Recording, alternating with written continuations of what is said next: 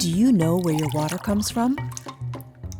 Most of California's water comes from our national forests. It is just one of many resources that positively impact people's lives, ones we call nature's benefits. These benefits include water for drinking, irrigation, and energy,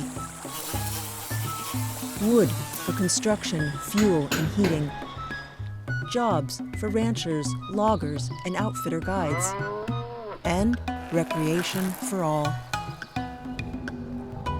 Trees clean the air and capture carbon.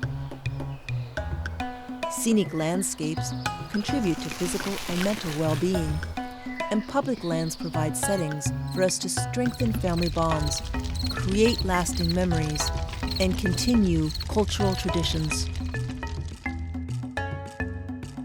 Our national forests provide all of these natural benefits. However, they are threatened by a warming climate, drought, insects, and intense wildfires.